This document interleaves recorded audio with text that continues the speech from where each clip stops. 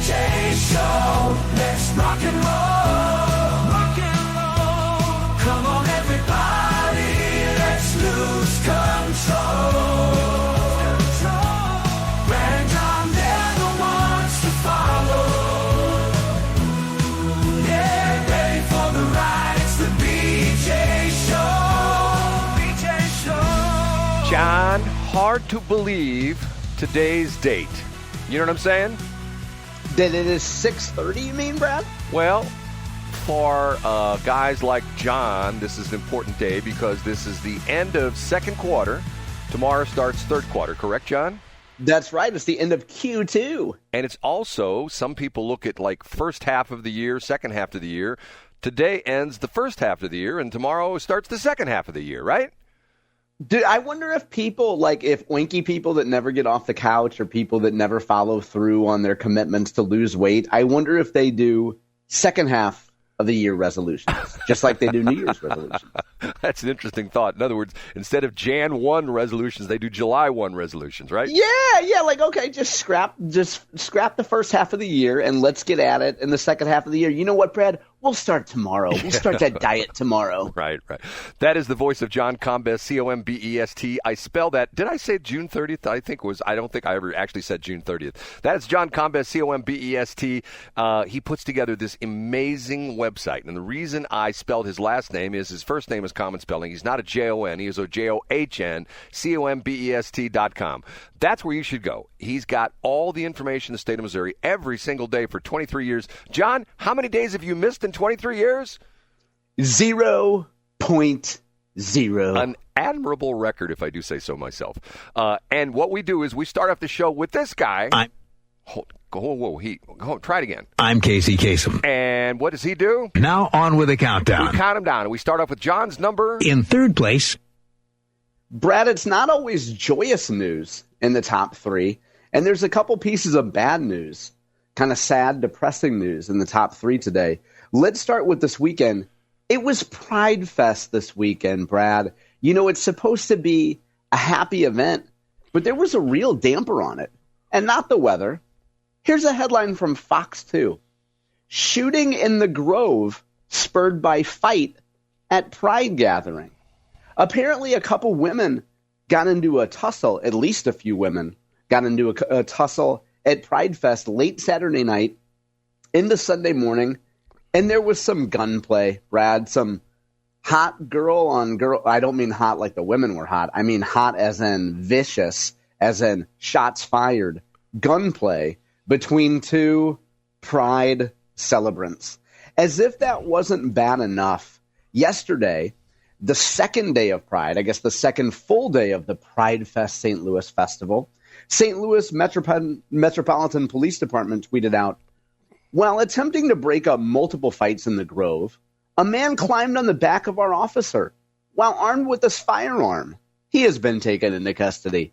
Thank God our officer wasn't shot. So, Brad, apparently there's so much fighting going on after PrideFest. Here's a quote from the Metropolitan Police. Multiple fights have broken out in the Grove. An officer has been injured. We are ordering everyone to leave Manchester Avenue now. Now, there was already a curfew that was going to be in place at a lot of these gay places on Sunday. And apparently, at this point, the St. Louis Metropolitan Police said, nope, we're telling everybody to leave Manchester Avenue now. Brad, you might recall that exactly 1 month ago, on May 30th, we had a discussion about PrideFest because, you know, they were real mad that Anheuser-Busch and Smirnoff and other sponsors had pulled out, pardon the expression, of PrideFest. And they talked about, the organizers talked about how they were going to erect, a big fence this year for the protection of our community. You know, those big, nasty heterosexuals might come down and cause some kind of violence. Well, there was violence, Brad, but we don't know if it's, you know, a member of the breeder community or if it's a member of the Pride community or who exactly it is. So bad news for Pride, Brad. And helpfully, today I linked to a story from 2 years ago when there was a same-sex fight between two women that led to a stabbing in the Grove. A 21-year-old woman said she stabbed a friend of hers in self-defense. I mean, it just happens sometimes. You get a little stabby. So I don't know what it is, Brad, but PrideFest seems to attract a whole lot of violence. John, couple questions for you here, couple follow-up questions, because please. I do have 2 useless journalism degrees. Okay, where was the PrideFest held? Was it on Manchester Ave? There's the actual parade, I believe, is held downtown. And then the Grove section, which is Manchester, and I think it's like Sarah Street. I'm not sure where all the gay bars are. It's wherever those gay bars had been historically. There's a place down there, unfortunately, called Just John down there. And there's a couple other like alphabet soup type bars down there. So they closed off that area? Is that what they did? Yeah, they closed it off. Well, the police shut it down last night. But I believe that area, that entire area for the weekend was just a big Pride Fest caged-in area, I think. Well, you talked about the fact that they put a barrier up this year because if you didn't pay, you couldn't get in or stuff like that. But so in other words, they actually shut down Manchester Avenue that had it closed down for this?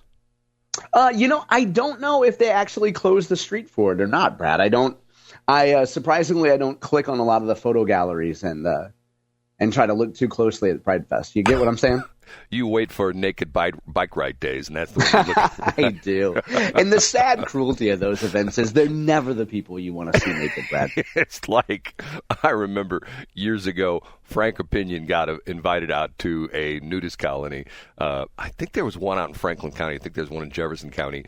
And when he was talking on the air about, whether they should go or not, and some people called in and said, yeah, I've been to that one. And let me tell you, the people that don't have clothes are the people you wish had clothes. So that's the whole deal on that. Okay, we done with number 3. We unfortunately are, Brad, and there's more bad news in story number 2. Oh, man, I hate to hear it. Up a notch to number 2. Headline from the Southeast Missourian down in Cape Girardeau, Missouri. Guatemalan worker dies after getting stuck in oven at Gilster-Mary Lee plant in Perryville. I heard this A gentleman named Nicholas Lopez Gomez was 38 years old. He died after becoming trapped in an industrial oven at the Gilster-Mary Lee plant. Now, Brad, just with a little bit of digging, I see they are a cereal plant. Now, it doesn't say exactly. I haven't been able to find exactly who they produce cereal for, but they make cereal down there. Authorities and OSHA are investigating the cause of the fatal accident. Now, that would be bad enough, Brad, at the surface that this relatively young man, I mean, you and I can say that because to us 38 is young. But unfortunately, the Perry County coroner identified the man, as we mentioned before, as Nicholas Lopez Gomez. But unfortunately, he's a Guatemalan national who was working under an alias. He had the name of Edward Avila working at this plant. Now, according to this piece from the Southeast Missourian, the police department is, quote, uncertain of Gomez's legal status.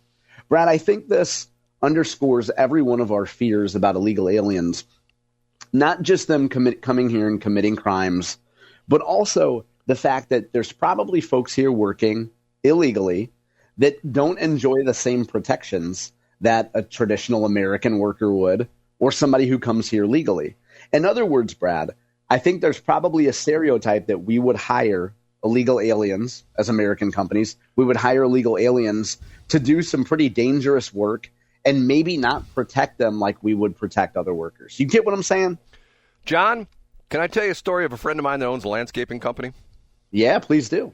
He tells me that when he hires Americans, all they want to do is take smoke breaks and use their phone to call their girlfriend, and they got it. They have to. So what is that? What does that American behavior encourage him to do, Brad?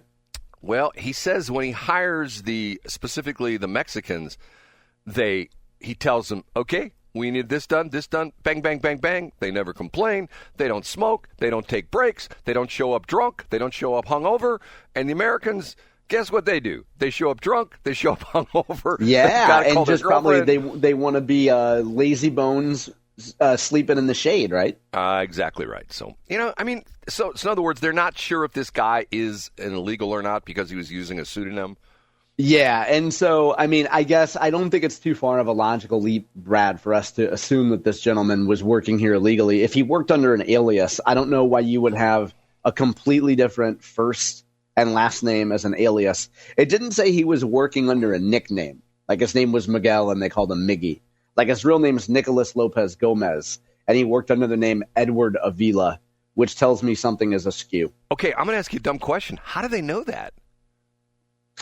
I'm guessing maybe he had some compadres there, Brad, who eventually gave up the ghost, so to speak, and said, okay, his name's not really Nicholas, his name's not Edward, his real name's Nicolas Gomez. I don't know. And by the way, I did see this piece in here. It says the Gilster-Mary Lee, the company, is based in Chester, Illinois.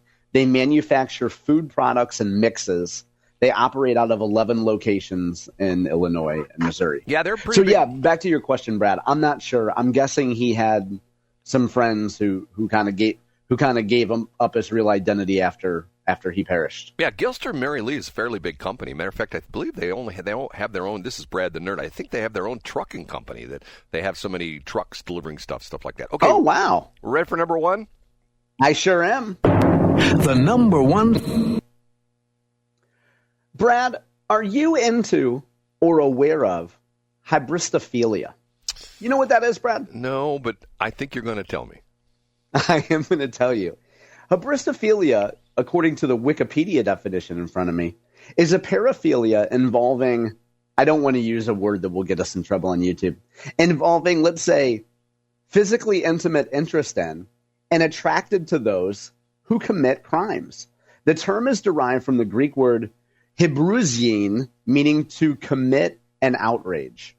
So, Brad, you asked, John, why do you bring this up? Well, let's go to your favorite news outlet in town, Brad, St. Louis Public Radio. Here's the headline today. It's brought to us by Jonathan All, who generally, I believe, works out of Rolla, and then the gentleman Brian Munoz. Here's the headline. ICE detainees arrive at jail scared and alone. So Rolla activists are stepping up. And there's a picture of 1, 2, 3, 4, 5, 6, 7, 8. 8 women, Brad. They're part of a group they've decided to call Abide in Love. And they're offering love and support to those hardworking young men who are trapped in the Phelps County Jail. Isn't that sweet, Brad? Can you think of anything sweeter than 8 lonely ladies offering their love to a bunch of illegal aliens, soon-to-be deportees? What do you think? John, you said something. Was that a Biden, A-B-D-E-N? Yes, Joe a Biden, like a crazy old man that used an auto pen to pass laws. No, abide, A-B-I-D-E, and then the word N, and then the word love. I got you. Okay. Abide So in love. what- And they go ahead, Brad. What were did you they gonna say? do? Stand outside and say, I love you, I love you, I love you. What did they do? Well, not Brad. I don't think we should be condescending to these lonely old gals. They're known as Abide in Love, a group of about 50. So if they claim that there's 50 of them, that means there's probably about 20, 25 Phelps County residents whose mission is to, quote, support immigrants in our community. In a county where more than 70% of voters cast ballots for Donald Trump, they are opposed to President Trump's immigration policies. And what they do, Brad, they write sweet little notes to the guys that are about to be deported. Now, I think that Mr. All and Mr. Munoz actually buried the lead here. And I called it out in as much. And my headline today, I tweaked my headline a little bit on the website because as you and I have talked about before, Brad, these jails all across Missouri are making a pretty penny housing the illegal aliens. And here's what the gentleman who is the presiding commissioner in Phelps County Commission, his name is Joey Auxier, or A-U-X-I-E-R. He's in charge of the Aux Cord. He's Joey Auxier. He says, I'm tickled with that, talking about all the money they get. Phelps County gets $85 a night for every federal detainee. They got at least 35 there right now. So they're bringing in $3,000 a night. And as my friend Brad Hildebrand has pointed out, you know, jails are known for being as luxurious and indulgent as going out and getting prisoners a bunch of McDonald's hamburgers. What do you think about that, Brad? John, I'm telling you, that's a true story. I believe it was the Berkeley Police Department years ago. They talked about the fact that how did they feed their prisoners? They make a McDonald's run. I don't think... Yeah, that's not bad. It's better than having an in-house chef come up with a little souffle. You know what I mean? Okay, so these are illegals in the state of Missouri that ICE or whatever, Homeland Security, wherever, will round it up, and they're getting ready to try to deport them. Is that where these... Yeah. Okay, so... And the women are upset because these people broke the law, came into our country illegally, and they are being tortured by being put in jail?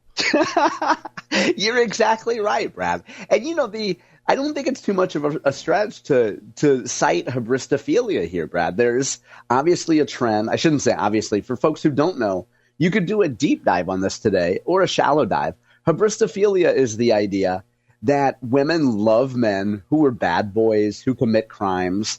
And as one of my favorite authors, Rollo Tomasi, says, not all women are into hybristophilia, but everybody into hybristophilia is a woman. You don't see men writing letters in jail to bad girls who broke the law, but you do see a lot of serial killers getting love letters and fan mail from women. John, it's funny you should bring this up because a friend of mine that I knew from high school who moved away has not lived in the St. Louis area for a long, long, long time. Out of the clear blue, she reached out to me yesterday. Haven't talked to her in a while. And she has 2 sons and a daughter.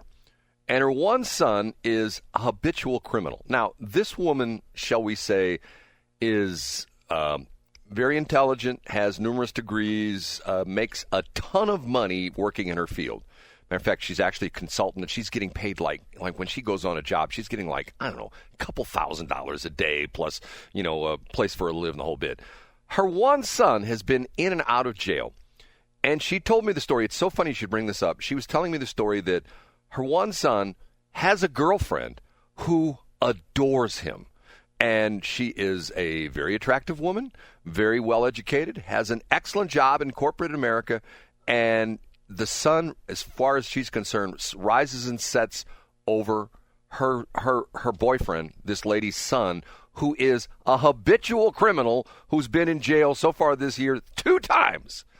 Is that what this is about? The same kind of thing? I think it's the idea of, in the broader issue, it's women also love men that they think they can fix.